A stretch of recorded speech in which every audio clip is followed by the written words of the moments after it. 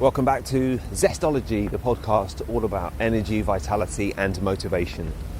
Today coming to you from London's South Bank on a chilly early morning. There's loads going on.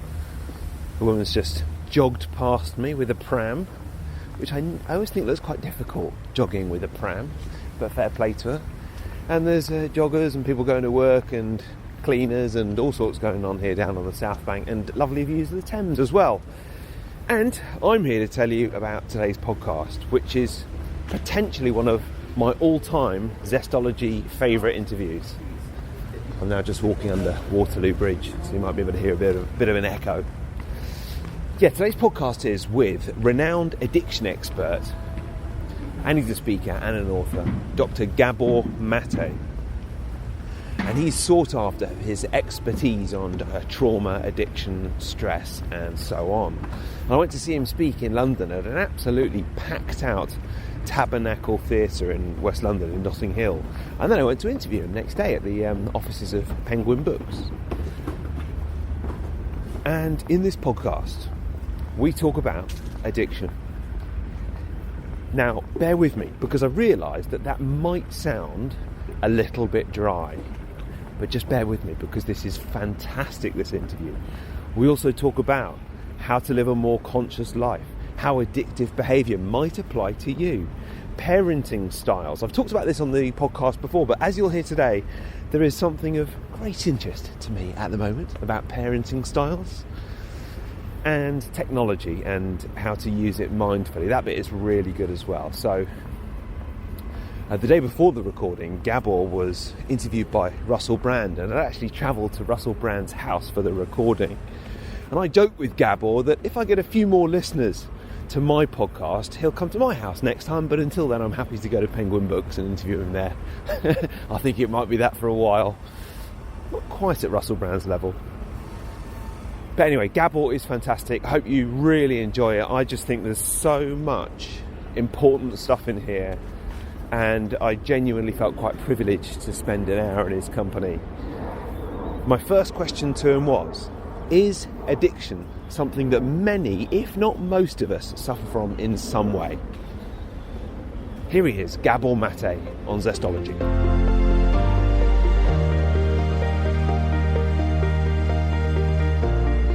Usually when people think of the word addiction, their mindset is restricted to drug users.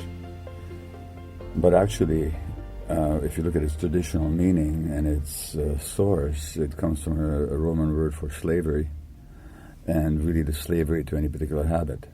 So I define addiction as any behavior that a person finds temporary pleasure or relief in and therefore craves, but suffers negative consequences as a result of and cannot give up. So I said any behavior, not drugs. So obviously it could be nicotine or caffeine or alcohol, in other words, the legal and lethal drugs, or it could be the illegal drugs like cocaine and heroin and fentanyl and so on. But it could also be sex, political power, wealth, profit, exercise, shopping, sex, gambling, pornography, eating, or any range of human behaviors. And the issue is not the behavior per se, but the internal relationship to it. If you're craving it, but suffer negative consequences as a result and can't give up, you've got an addiction. I don't care what it looks like from the outside. And so by that definition, most people I meet will acknowledge that they either have or have had some addictive patterns in their lives. Certainly I have. Is it universal? Because it almost seems a bit depressing if it is. It isn't much more universal than we imagine. In almost any given room that I address, no matter how many hundreds or thousands of people are there, the vast majority will raise their hand once they hear that definition. I don't find that depressing personally, though. I find it human. It's just a curious human behavior that's worthy of investigation and compassionate understanding. So for me, it's a matter of interest and exploration, not of any negative resonance. So that definition, again, is any behaviour that's a diversion. Basically, if there's craving pleasure, relief in the short term, negative outcomes in the long term, and you can't give it up, you've got an addiction. And now the function of addiction is a different question, and it is diversion. In other words, nobody chooses to be an addict. Usually there's some drive. I mean, let me ask you, you've heard the definition last night and this morning. Have you had an addictive behavior in your life? I'm not going to ask what it was, but have you? Well, I know I have, and I've had treatment for it, and I'm still having treatment for it, and it's been absolutely revelatory. Well, very good. So my first question then is not what was wrong with your addiction, and again, I'm not asking what it was, but what did it do for you? What did you like about it? And you asked that question to the audience last night, and instantly, the word that came to mind was intensity.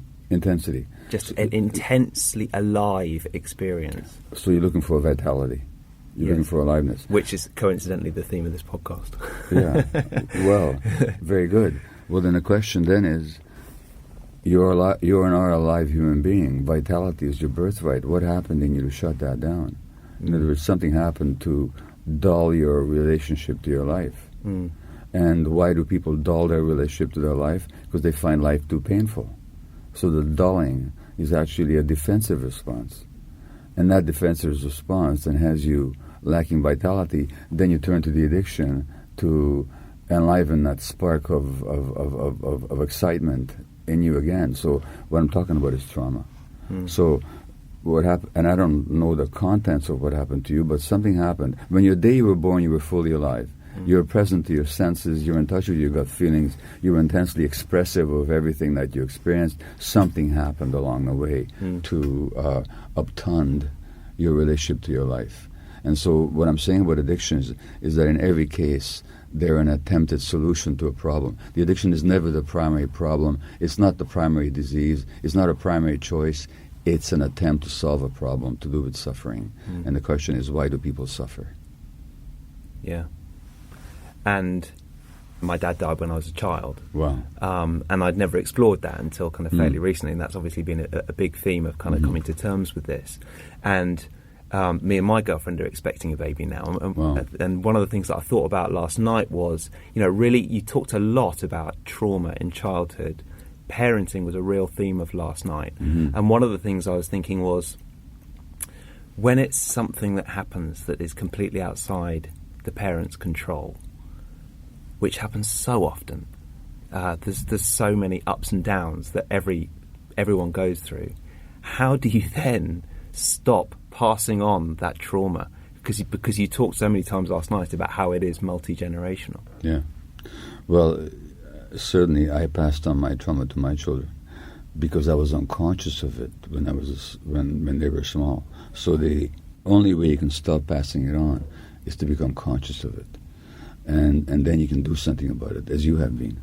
And so your child will not inherit the same traumas because you will have worked them through to some degree by the time your child is born. And so the question is, how do we become conscious? Well, we become conscious through suffering. So there's in one of the plays of Aeschylus, the Greek playwright, the chorus says, we suffer into truth. And when we begin to suffer, we start asking, why are we suffering? And that question, why, if it's asked open-mindedly, then leads to some understanding of what happened to us. And once we start exploring that and working it through, now we're breaking the chain of multi-generational transmission. So the pathway is through consciousness. So my book, In the Realm of Hungry Ghosts and Addiction, is really all about making people conscious. I tell stories, I talk about the brain biology of addiction, I talk about my own particular history, but fundamentally what I'm after is promoting people being conscious of their own lives and their own internal dynamics. So, well, that's a positive note. Yeah. Well, it's all, to me, it's all positive. I mean, look, I'm a physician. People die.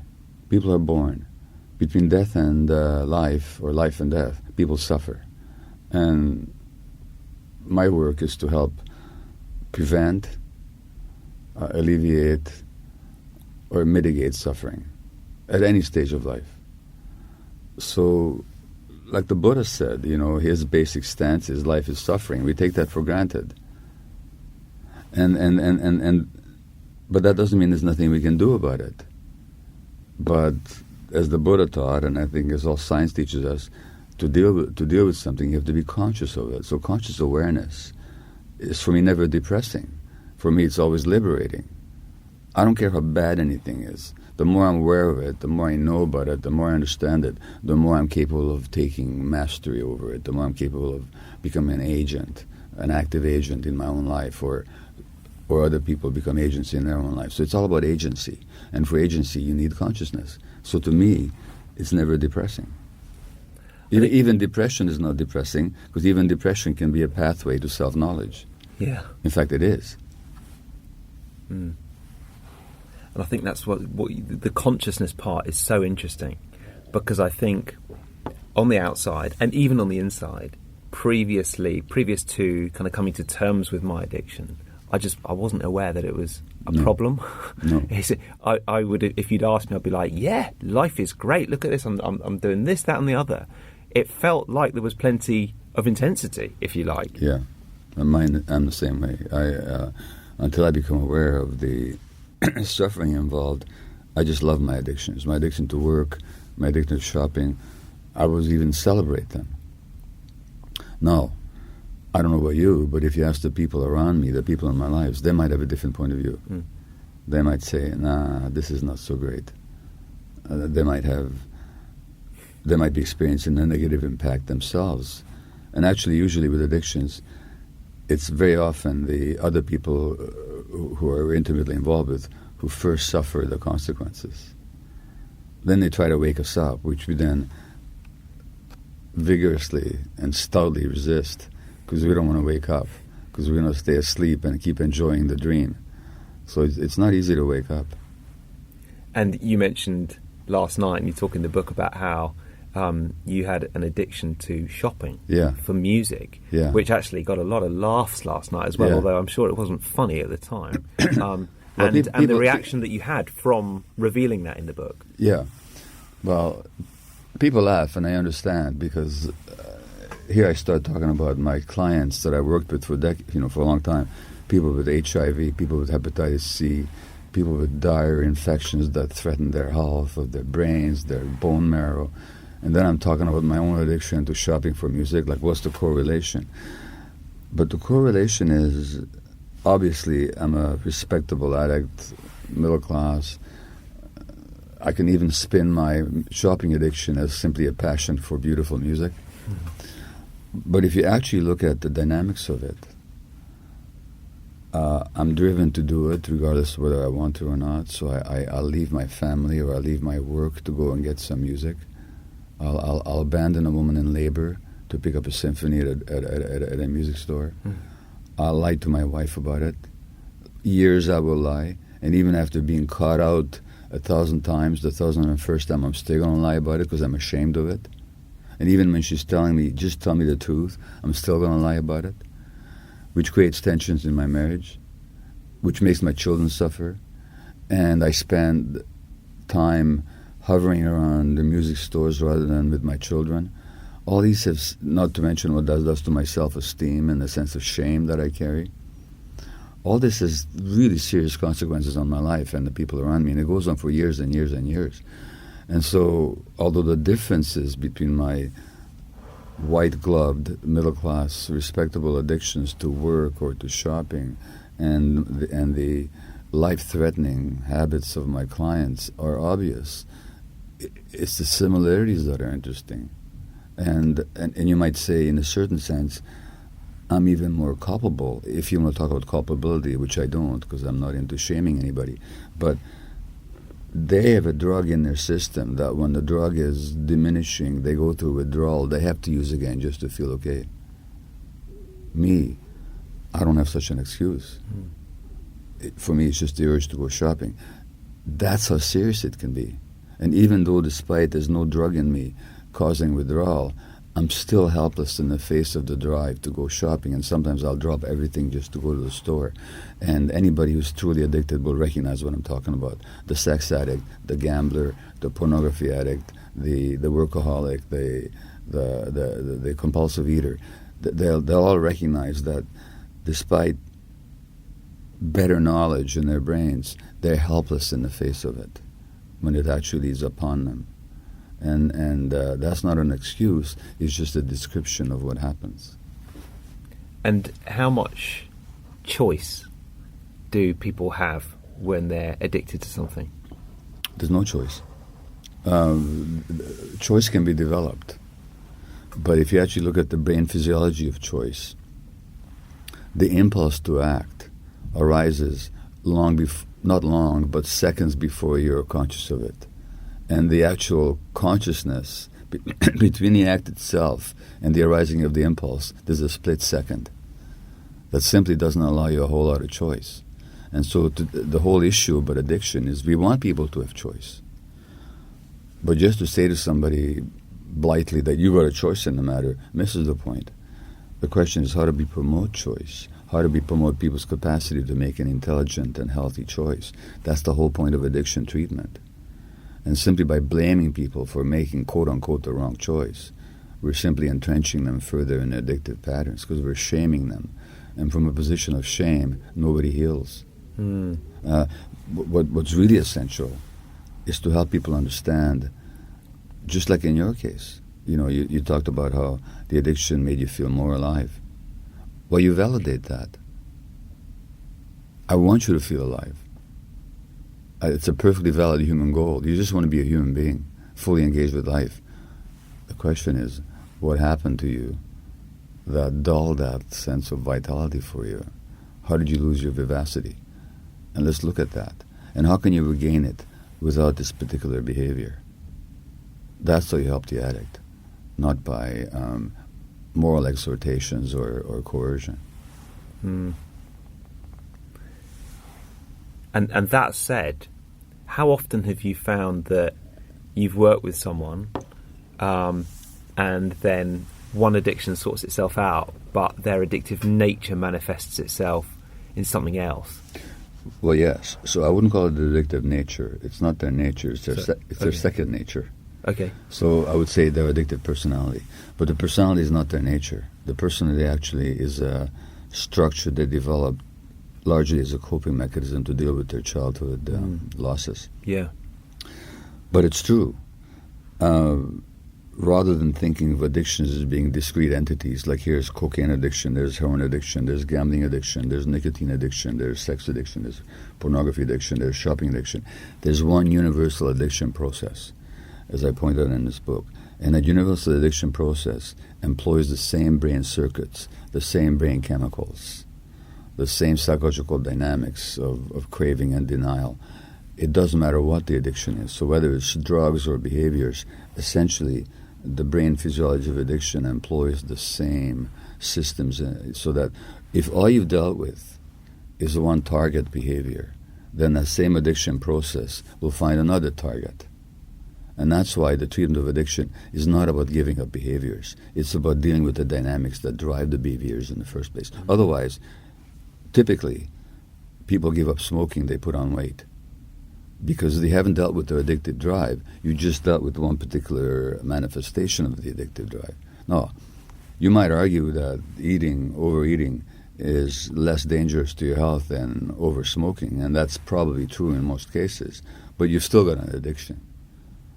As long as you're having to soothe your pain, you're going to find another target, another modality to self-soothe with. Yeah, that's really interesting, because people say, if I tell them that, I've seen a therapist about this and it's been great, they say, so like, what's changed? What have they done? I say, well, obviously the behaviour's changed. Yeah. Actually, trying to think. And what it is working through what happened in childhood. Yes, and what has actually changed is how you see yourself. And what has changed is how you see the world. And what has changed is how you see your possibilities. And what has changed is that now you have a broader range of choices available to you than before. What trauma does is it constricts your capacity for choice making, and it constricts your possibilities, and it constricts, in fact, trauma is a constriction, and so it constricts your view of yourself and of the world that you live in. And so therapy where it works is an expansion, so that you actually go back to your real capacities and your real abilities and your real freedom. That would have been your birthright, but it was all restricted because of the trauma. So that's what changes. The behaviors then become an external manifestations of the internal change. But they're not the salient feature. The salient feature is the internal emotional equilibrium and space. That's what has to change. So last night you talked quite a bit about trauma, and you talked a little bit about parenting. Right. And how babies and children sometimes aren't able to express their trauma. If they're too young to speak, then they can't necessarily speak, or it's just not appropriate to speak. Thought that was very interesting. I don't know how much of your work, how much of a part does it play looking at encouraging certain parenting styles? Well, so by definition, what trauma is not the bad things that happen to you. Trauma is what happens internally as a result of those bad things. If bad things happen to a child, but they're able to cry about it and express their pain and anxiety, and there's adults there who can hold them and reassure them, that child will not be traumatized. So the trauma happens precisely when the child has no external receptacle for the expression of the internal experience. So the child then adapts by suppressing their internal experience because it's too overwhelming for them. It's that self-suppression that leads to the trauma. And that self-suppression happens in an environment when the parents are too traumatized, distressed, depressed, anxious, distracted themselves to fully attend to the child's emotional needs. So even if the parents are not directly hurting the child, and of course, I'm not even talking about whether they love the child or not, because virtually all parents love their children. So I'm not talking about parental love or devotion. We're talking about the capacity of the parent to be emotionally present with the child. Now, when I was a workaholic physician, and I was driven by my childhood sense of being unlovable, therefore I had to validate my existence in the world by helping a lot of people out there. I wasn't around for my children. Not because I didn't love them, not because I wasn't devoted to them, not because I wouldn't throw myself into a fire for them. But the problem is, nobody expected me to throw myself into a fire. I just had to be present emotionally with my children. I wasn't able to do that, not for lack of love or devotion, but simply because of my own internal drives. And that then traumatizes my kids, because they get the sense that they're not worthy of my attention, therefore there's something wrong with them. And I passed it on unconsciously, unwittingly, with complete devotion and love for my children. So there's no blaming of parents here, but it is a question of all of us as a society and as individual parents recognizing what the actual needs of the child are, and recognizing that children can be traumatized not only when bad things happen to them, but simply when their needs aren't met.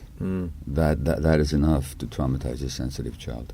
So a couple of examples that you mentioned last night, where you mentioned that you were able to see your mother's diaries when you were a baby, and you were crying, and the doctor had told her to leave you until it was time for the feed, and that was 2 hours. That's right. And another example you gave was a 2-year-old who'd been naughty, and adults parenting one style is to kind of withdraw attention to let them know when the child is angry. Is that not a good idea then?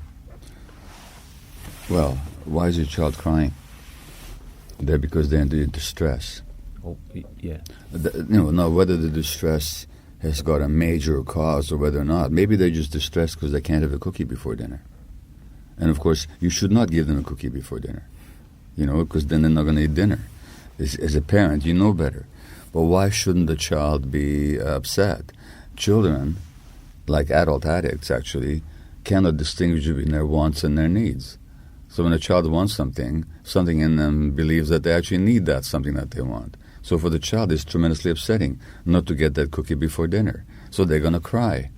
Now, you're not going to give them the cookie, but why be upset that they're crying? You say, oh, you're really unhappy that you don't want that cookie. You really want that cookie. Yeah, I do. You validate the feeling. You're not going to give them the cookie. But if you give them the message that they're not lovable to you when they're crying, when they're angry, or when they're naughty. Naughty is an adult phrase. Right. No child is actually naughty. A child simply is manifesting some behavior or sorry, I should say, a child is simply manifesting some emotional dynamics or certain behavior. To say that is naughty, well, you know what? Let's take you up on your word here. What would you consider to be naughty? I mean, let's give as an example, a little girl who like pulls their friend's hair or something like that. Okay, so you call that naughty? Okay. How about being curious about why she's doing it? Yes. Well, why would she do that? She's doing it because she's got some frustration. And we're not justifying it. We're just trying to understand it. Nor are we saying we should permit it, because permissiveness is not good parenting either. But we're talking about how we relate to it. Now, if a little girl persistently pulls their friend's hair, they have a lot of aggression in them. Now, what drives aggression? As the co-writer of one of my books, Hold On to Your Kids, Gordon Neufeld, psychologist, says, frustration is the engine of aggression. Now, if we really want to deal with why that girl is pulling the other girl's hair, we don't have to ask, what is she frustrated about? What are people frustrated about? When their needs aren't met. What's the child's greatest need? Adult attention and contact. That girl is acting out her frustration at her attachment needs not being met. Now, when she's doing the pulling, you say, your friend's hair is not pulling, and you lift her up and you take her away from that situation. But you don't punish her. You don't berate her. You let them know in no uncertain terms that this is not acceptable, but you don't withdraw your love from them. And you don't treat them as if they were consciously doing something bad. You actually then, if this is a recurrent behavior, meet the child's attachment needs, and I promise you, within a week, she'll stop pulling her friend's hair. So there's no naughty behavior. Naughtiness is an adult concept imposed on some child behavior that we find uncomfortable, and we're not curious to find out the cause of. Discipline has got nothing to do with punishment. If you actually look at the word discipline, what is a disciple? What is a disciple? Someone who preaches. No, what's a disciple? Someone who follows Somebody someone who else. follows. And why did Jesus' disciples follow him? Because he punished them? Or because he loved them? And he gave them something that they wanted to learn? No, you want our kids to love us, and we have to give them some reason to want to learn from us. That's how we discipline them. Not through punishment. Punishments usually undermine the attachment relationship, and that attachment relationship is the only healthy basis for child development.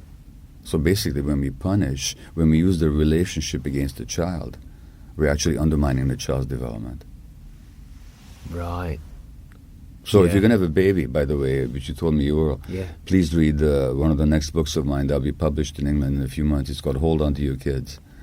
Oh, wow. And it's going to give you all this stuff. Yeah. Now, you know... Is that one of the ones coming out in January? It's one of the ones that are coming. Fantastic. It's one of the ones that's coming out in January. Yeah. And literally what happened to a lot of the people in my book on addiction are people who received all kinds of punishment all their lives. And that punishment, of course, deprived them of their sense of being loved and of their sense of value. And it's that despair that drove them into addiction. So actually, with many of our parenting behaviors that are taught by so-called experts, we're actually creating addictions. And do you get... I'm not a parent yet, so it's very hard for me to know what it's like when you've got 3 kids and they are hair pulling and whatever else. Do you get a lot of pushback from people when you talk about this? What we actually get is a lot of gratitude, because once parents understand their children and understand the source... Is this phrase acting out used in Britain at all? Yes. Okay, so when I say acting out, what does that conjure up in your mind? It conjures as a child being naughty. There's that word again. I know, naughty. I need to get rid of that before the baby comes in. As an adult, it actually... So acting out, but it usually means the kid being oppositional, disruptive, rude, and aggressive, and so on, right? Yeah. Now, this is England. This is the country that's the source of the English language. Let's learn how to speak English. Acting out doesn't mean bad behavior. Acting out means portraying in behavior something you haven't got the words to say in language. So in a game of charades where you're not permitted to speak, what do you have to do? Act out. You have to act out. If I landed in England and didn't speak the local language, and if I had to portray hunger, what would I have to do? I'd have to act it out. Children act out. But their acting out is a message of an internal dynamic. Our job as parents and as educators and as physicians and psychologists and so on is to understand that the acting out represents the manifestation of emotional dynamics that the child hasn't got the language to deliver in words. So that girl who's pulling their friend's hair is acting out. That's exactly what they're doing.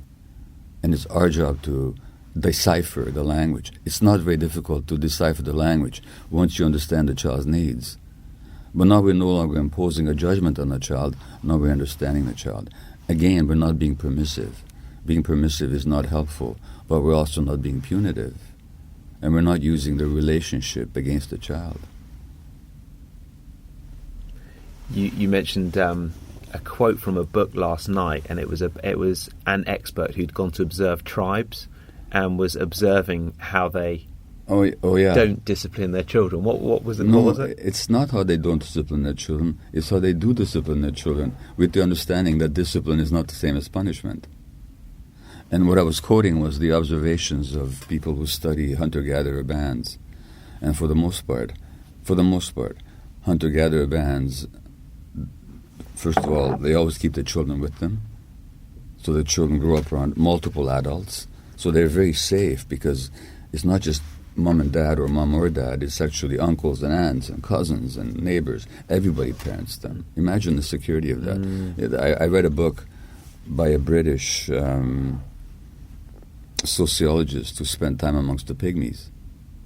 And he's saying that amongst the pygmies, who are one of the examples of a large group of people who until recently still lived like they might have lived 3,000 years ago, amongst the pygmies, all the tribe is the child's parent.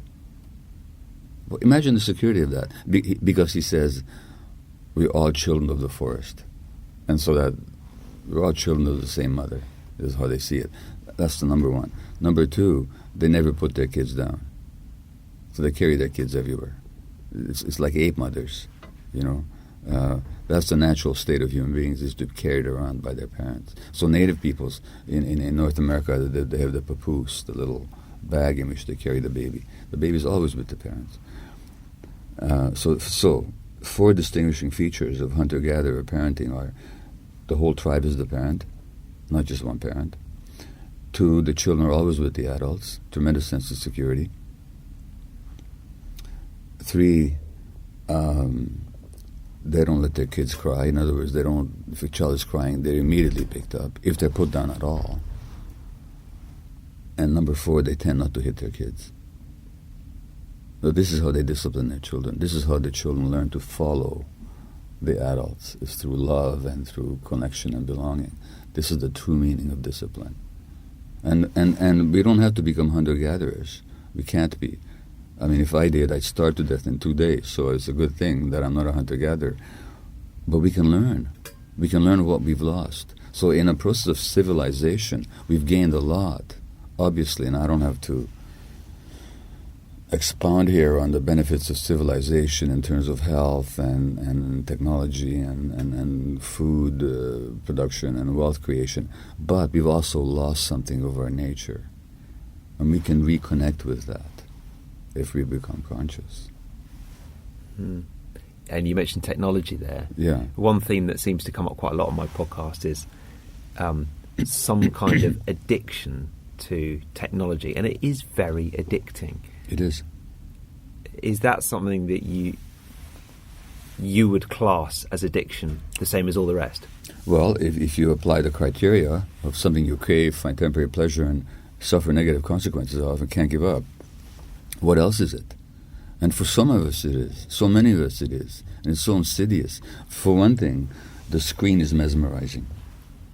The screen, the more you watch it, the more it affects your brain negatively, by the way, in terms of the number of dopamine receptors, which makes us feel alive and curious. So screens are actually damaging, number one. Number two, it gives you an art. We talk about virtual reality. Well, that's an interesting phase. It's not reality. It's virtual reality, but it takes the place of genuine reality. I don't know if you've heard of the the elderly person's experience with Facebook. Have you heard this particular one? Well, I have it on my computer somewhere, but I'm going to paraphrase it. Yeah. He says, I'm too old to engage in technology. So I decided to do in real life what Facebook does. So I go up to people in the street and I show them pictures of what I had for breakfast. And I show them pictures of me standing in front of monuments and all the ordinary things I do in everyday life. And I tell them that I like them. And I just go up to strangers and I give them 2 thumbs up. And I tell people, I want to be your friend.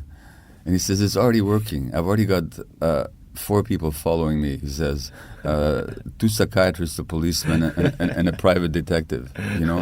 So the Facebook is a desperate attempt to substitute for real relationships. What do people have on Facebook? They have so-called friends. But they're not real friends. Because real friends depend on real awareness and knowledge of the other person and acceptance of them and a commitment to their well-being. Well, your Facebook friends don't have that. Your Facebook friends don't even know you. They only know some image of you that you've presented. And when people like you, they don't like you. They like some image that you've presented. So it's both a substitution for genuine contact and it's very addictive. And the reason it's addictive because it's never enough. It's never enough precisely because it's not satiating and because it's just like with any addiction. Temporarily it gives you a sense of the real thing, like that intensity that you wanted. Temporarily it gave it to you, but a minute later it was gone already. So then you have to go back for more. And it's the same with Facebook. It's highly addictive. It's highly addictive, and it's a substitute for real life. Yeah.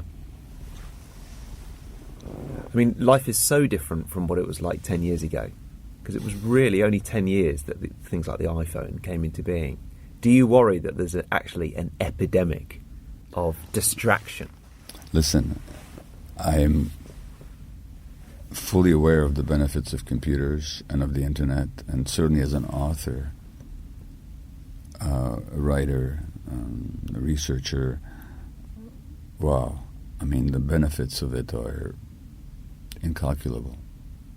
Having said that, if I could get rid of every cell phone in the world and every computer in the world, I would do it. Because, except in the hands of experts. Because I think at this point it plays such a negative role in human life. I see, in North America at least, but I'm sure it's the same thing here, I see young parents pushing a baby in a tram, and the parent is pushing the baby, and at the same time they are fiddling with their cell phone. What message is that infant getting? That he doesn't exist. So in Hold On to Your Kids, we talk about the addictive nature of the media and how we should not be introducing it to young children. And now we have Fisher-Price making holders for iPads for 1-year-olds. Well, that's toxic. And without being a Luddite, I just think the problem is not the technology. The problem is that we live in a society that's not mature enough to handle the technology. So until we gain that maturity, we should really back off the technology. And until children are mature enough to handle it, they should not be given it. I mean, you wouldn't give a kid alcohol at age 2. Why do we give them something just as addictive? And, okay, I know that a lot of my parent friends listening to this would say their kids' programs, it's great crowd control. If they're on a plane and they're playing up, they know that they can put in front of an iPad and probably get a bit of advice for half an hour. In other words, what you're using is a mechanical babysitter that substitutes for the child's own activity. You could give that child a pad and or a jigsaw puzzle or read them a book or any number of activities. And I know it's very comfortable for us. But I used to use the TV as a babysitter. I'm not judging other parents, but I'm telling you, if I were to raise kids again, there would not be a screen in my house. Really? Really, there would not be a screen. I'd be spending time with my kids. I'd be reading to them. I'd be having them play on their own. The child who is active and alive and undulled, you give them a puddle and a stick and they're happy the whole day. And today's kids, well, look at the results. You go into the average restaurant or bar, you got 5 different screens showing 5 different TV programs, plus you got loud music, plus you got people yelling over each other to make themselves heard. What is that all about? It's about the need for constant stimulation. Why do we need stimulation? Because we've dulled ourselves. That's the impact. So I understand the comfort or the benefit or the relief that the media offers parents who are so busy and so stressed and already don't know what to do with all the different responsibilities they have. Let's plunk the kid in front of a screen and they'll be happy. It's true.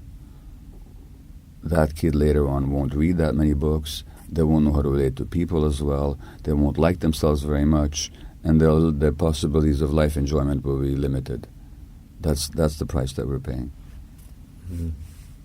And there are other ways. I mean, we can do better. In other words, again, we're not mature enough to handle the technology that we have. And since most parents these days grow up that way, they think it's perfectly normal. And and it's interesting you say how things have changed in the last 10 years because you're many decades younger than I am. And when I look at the change, you can't even imagine the change that I've seen in my life. And again, of course, I benefit from some of that technology, but again, for the benefit of the world, I'd limit it, severely curtail it, and we'd have a healthier society. Yeah, we watched a documentary recently about baseball in the 50s, about Jackie Robinson, the first black baseball player. Yeah. And it was talking about how families in the evening, they would have dinner and they'd sit around the radio and listen to the baseball and they'd go to bed and it sounded so nice, so peaceful. I thought, I'd never have a night like that. Well, that's right. Yeah. And, I mean, one of my books is about ADD, attention deficit disorder, and it was my first book, actually, after I was diagnosed with it myself. It's called Scattered Minds. And I describe in it how when I was young, when you watch a TV screen, someone was being interviewed, somebody would actually be asked a question, and they'd be given a whole sentence and even a whole paragraph to answer. And the interview might last half an hour. So somebody would know what you've got is a soundbite, but you can't even finish a sentence. I mean, I've been interviewed I actually refuse to do news interviews anymore. Because what happens is they come and interview you, and you speak for 20 minutes, as articulate as you can into a camera. Then they quote 5 seconds. So people's attention span have been artificially shortened through the technology. Yeah. And I was actually in Jerusalem at the Al-Aqsa Mosque, and I was looking at the inlaid marble. And each piece of marble was carved separately by a particular artist. Those people had different brains. We don't have that kind of brain anymore for that kind of detailed artistic work. The human brain has changed. We've changed our own brains, and not to our benefit either. Yeah, and just one last thing on tech, I suppose that if you did bring up a child and you didn't have any screens in the house, technology is so ubiquitous now, and as you say, brings so many benefits. Yeah. There would be an element that there'd be a lot of jobs that they'd be ruled out of. Absolutely not. No? No. Because if you raise a child who's curious and inquisitive and confident, they pick up the technology in a second once they're ready for it. So it's not that I would deprive them forever of technology, it's that I would wait until they're ready. In other words, once they're ready to use the technology, not to meet emotional needs, but for purposes of skill and intellectual exploration, that's the time to give them the technology. Yeah. But not when the screen is used as an emotional soother. In other words, you give it to them when they're mature enough. It's like, alcohol, we consider it to be a pretty good thing, but you don't give it to a 2-year-old. And sex is a good thing, but you don't engage with it with 5-year-olds. You wait till they're mature enough to be engaged in such activities. It's the same with technology. It's great stuff, but let's introduce it when the child is mature enough to handle it. In other words, when they're not relying on it as an emotional crutch. but when they can actually use it for the purposes for which it was intended, which is an information highway. Or once the child is ready to drive the information highway, give them a car, give them the technology, but not before. That's all I'm saying. Mm-hmm. So something I've asked everyone on this podcast is, what is one book that you yourself would recommend to other people? It can be fiction or non-fiction. And what is one tip for living with more vitality? Well, I am very much under the influence of what I've read most recently. So what I might have said a year ago might not be what I say now. But I just finished reading a Russian novel called Life and Fate by Vasily Grossman. And it's a 20th century war and peace. It's really a masterpiece. And it takes place in the Second World War, during the Battle of Stalingrad, which is the pivotal battle of the Second World War. And what it pits is two totalitarian society against each other. One of them, there's an element, of course, of a people's war against a foreign invader. And the other, of course, is this soulless Nazi machine that come to conquer and to destroy and to oppress. But within Soviet society, there's also the contradictions that it is a totalitarian culture that chews up and destroys many of its own people. So you have all the questions of authenticity and human freedom and choice and conflict and loyalty and humanity. And it's a typical Russian novel in that you have to keep looking up the characters at the end of the book. But it's a deep, beautiful, profound, and I would say life-enhancing read. So it's called Life and Fate by Vasily Grossman. Amazing. It is an amazing novel, and and the book was not published, of course, in the Soviet Union. The book was arrested. So when was it written? It was written in the 60s. Okay. And the author died a few years later. They actually confiscated. They didn't arrest him, but they arrested the book. They confiscated the book. But fortunately, he had made hidden copies that he left with some friends. No way. So it was eventually published. Yeah. It is one of the great novels of the 20th century, Life and Fate. In terms of life with vitality, is that what you asked? I will definitely read that, by the way. Yeah, well, you love it. The second question is to do with vitality. Vitality. What is one recommendation for living with more energy and vitality? Yeah. More than what? More than what energy and vitality? Yeah. So, energy and vitality are human birthrights. We are vital and energetic by nature. That's who we are. Look at our tremendous evolutionary trajectory. That took a tremendous energy and vitality. Look at the inventiveness, creativity, tremendous variation, depth, unbelievable creative force of human beings. The real question is what keeps us from our vitality and energy. So it's not a question of more. It's a question of it's already in us. What keeps it imprisoned? What limits it? And what limits it is precisely what we've talked about. Or in early childhood, when our environment is not able to receive us the way we are, we suppress parts of ourselves in order to fit in. And that self-suppression then is what robs us of vitality and energy. So really, you regain the founts of energy and vitality within you by becoming more yourself. And you become more yourself by removing the blockages that as a child you defensively adopted. So for me, it's a question of self-exploration. And that's why I think Socrates uttered his famous phrase, the unexamined life is not worth living.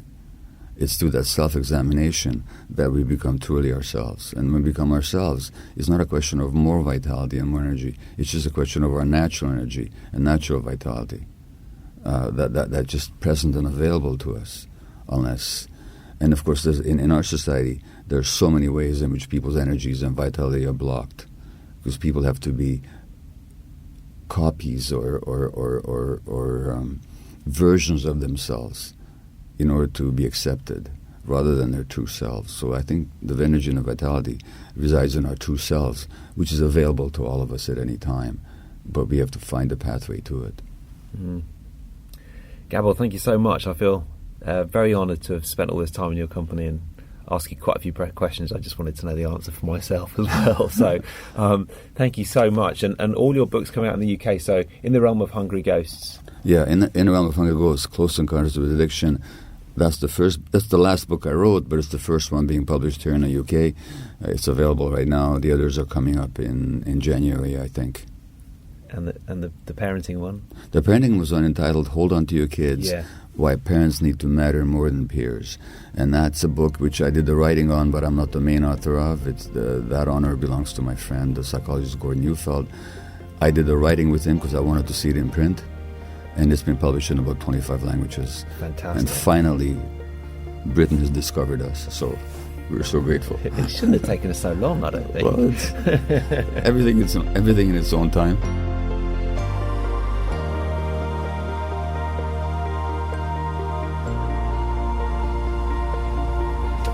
Thank you to Gabor, and I told you it was good, didn't I? One of my favourite interviews in a long time on Zestology. If you like that, you can head to Amazon or Google or whatever and type in Gabor Mate. Yeah, Gabor Mate, you'll find his stuff, and brilliant books, and I'm definitely going to be reading Hold On to Your Kids as well. Listen, thank you for, as always, finding Zestology and having a listen. Plenty more good interviews on the way, and in the meantime, have a great week.